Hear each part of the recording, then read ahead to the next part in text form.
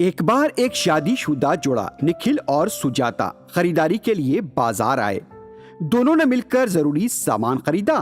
वापिस घर जाने के लिए उन्हें नदी को अबूर करना था, लेकिन उस दिन आसमान काले बादलों से ढक चुका था। बारिश होने वाली थी। नदी अबूर करने के बाद भी उन्हें 4 मील का फासला तय करना था। शदीद बारिश में नदी को अबूर करना खतरनाक हो सकता था, इसलिए वो इलाके में पनाह तलाश करने लगे। लेकिन ये काम बहुत मुश्किल का था। इसके बावजूद भी दोनों शौहर और बीवी एक मकान तलाश करने लगे। वहां पर उन्हें एक मकान नजर आया। सुजाता, अगर बारिश हो जाती है तो नदी अबूर करना मुश्किल हो जाएगा। हम इस मकान में रात गुजार लेंगे और सुबह गांव चले जाएंगे। ये कहकर दोनों उस मकान में दाखिल हो गए। सुजाता ने बाजार से खरीदी झाड़ू से कमरे को साफ किया और वहां पर कयाम का इंतजाम किया। इस दौरान शदीद बारिश शुरू हो गई। अचानक बिजली कड़कते ही 3 भूत निखिल और सुजाता के सामने नमूदार हो गए। अपने सामने भूतों को खड़ा देखकर निखिल और सुजाता के तो होश उड़ गए। उनकी आंखें खुली की खुली रह गईं और वो हैरत से भूतों की तरफ देखने लगे। डरो मत, हम तुम्हारे साथ खेलेंगे, तुम्हें नुकसान नहीं पहुंचाएंगे। ये सुनकर निखिल कहने लगा, तो क्या तुम हमारे साथ खेलोगे? ये सुनकर दूसरा भूत कहने लगा, तुमको हमारे साथ आंख मुचोली खेलनी होगी। निखिल ने हैरत से पूछा, भूतों के साथ खेल? हम पहले से ही डरे हुए हैं। हम तुम्हारे साथ आंख मुचोली खेलने के मौकफ में नहीं हैं। लेकिन भूत अपने मौकफ पर डटे रहे और एक कहने लगा, हम तुम्हारी बीवी का हुलिया इख्तियार करेंगे और उसी की तरह नजर आएंगे। तुम्हें तुम्हारी बीवी का पता चलाना होगा। पूरे कमरे में अंधेरा छा गया और जब बिजली चमकी तो तीनों भूत भी सुजाता की तरह दिखाई दे रहे थे। निखिल को कुछ समझ में नहीं आया। वो सकते के आलम में चारों को दिखता रहा। कुछ देर बाद चारों रक्स करने लगे और इससे निखिल काफी परेशान हुआ और वो कहने लगा, सुजाता को तो रक्स करना ही नहीं आता। ये भूतों की साजिश हो सकती है। अगर मैं अपनी बीवी की शिनाख्त नहीं कर पाया तो ना जाने ये लोग क्या करेंगे। निखिल ये सोच रहा था, लेकिन कुछ देर रक्स करने के बाद भूतों ने निखिल की तरफ देखा और जोर से हंसने लगे। उसके कुछ देर बाद तीनों भूत अपने असली हुलिये में आ गए। सुजाता दौड़कर अपने शौहर निखिल के पास गई और उसका बाजू थाम लिया। ये देखकर भूत कहने लगा, आंख मुचोली खेलने का ऐसा मजा ही आता है। तुम्हारा शौहर तुम्हें पहचान नहीं पाया, अब तुम्हारी बारी है। हम तुम्हारे शौहर का हुलिया अख्तियार करेंगे, पता लगाओ। कमरे में फिर से अंधेरा छा गया और फिर एक चमक के साथ तीनों भूत निखिल के हुलिये में नमूदार हुए। सुजाता ये देखकर हैरान हुई और कुछ देर सोचने के बाद बोली, मेरे शौहर ने चंद दिन पहले मुझे सोने का जेवर तोहफे में दिया था। वो अंगूठी थी, नथिया, फिर चूड़ियाँ। इनमें से क्या मुझे दिया था, लिख कर बताओ। ये सुनते ही निखिल के हुलिये में मौजूद एक भूत असली हुलिये में आया और कहने लगा, तुम अहमक हो क्या? तुम्हारे शौहर के बाएं हाथ पर कोई निशान है या कोई तिल है? तुम समझती हो कि तुम हमें धोखा दे सकती हो? हमारे सामने होशियार बनने की कोशिश मत करो, हम तुम्हारे साथ कुछ भी कर सकते हैं। भूत को गुस्से में देखकर सुजाता कहने लगी, ऐसा कुछ नहीं है।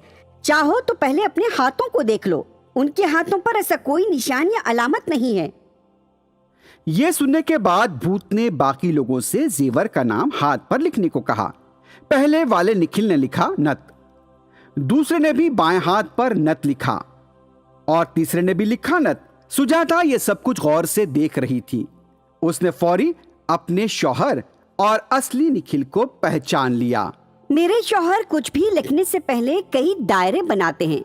अभी अभी उन्होंने भी ऐसा ही किया, चाहो तो तुम लोग देख सकते हो। ये सुनते ही बाकी 2 भूत अपने असली हुलिये में आ गए और सुजाता की अक्लमंदी की दाद देने लगे। भूतों ने सुजाता को थैला भर कर सोने की अशरफियां हवाले की और निखिल से कहने लगे, तुमने हमारे साथ अच्छी आंख मुचोली खेली है। ये कहकर भूत वहाँ से उड़ गए। सुजाता और निखिल सोने की अशरफियों से भरा थैला लेकर सुबह खुशी खुशी अपने गांव लौट आए। बहुत पुरानी बात है, सागर नामी एक ताजिर रहा करता था।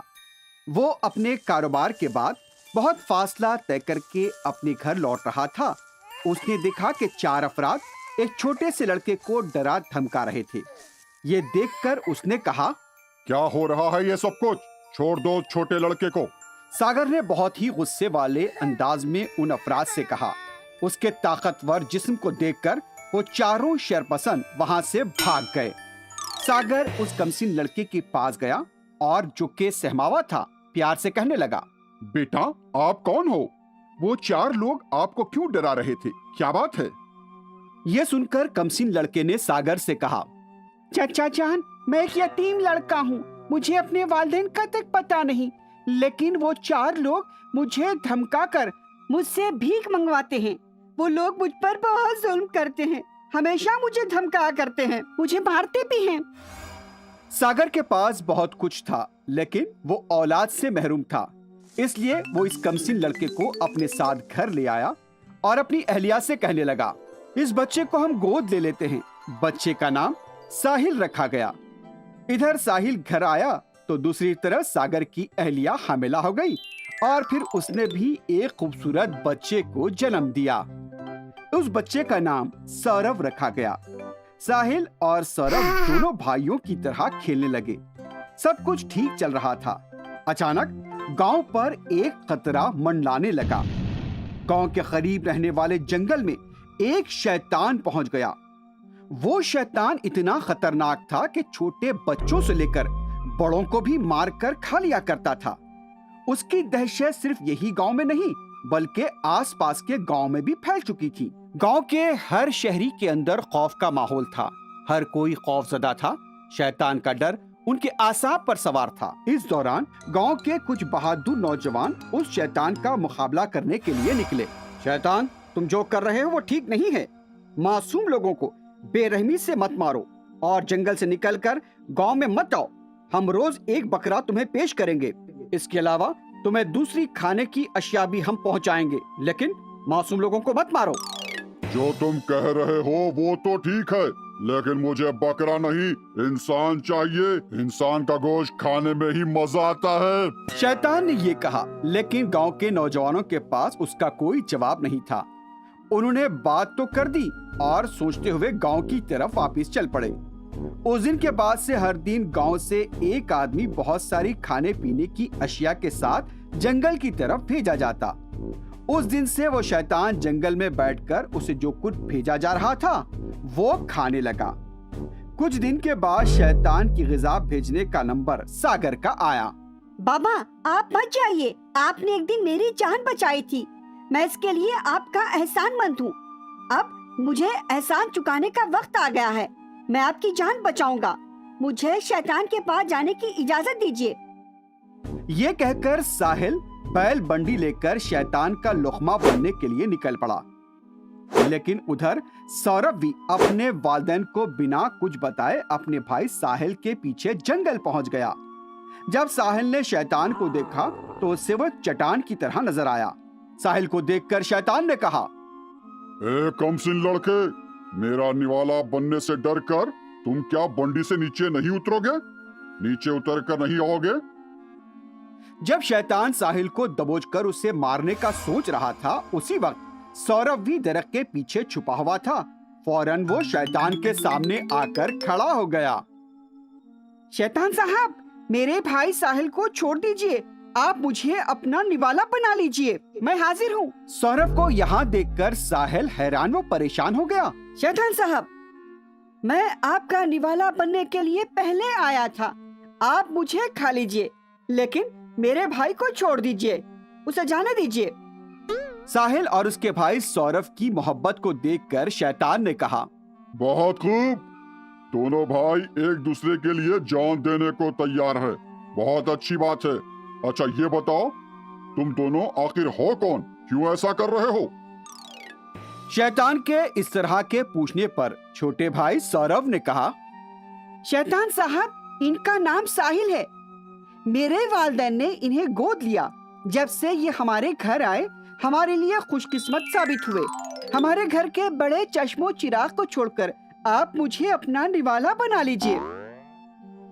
नहीं शैतान साहब, मैं उस घर का बड़ा बेटा नहीं हूँ। मुझे तो गोद लिया गया था।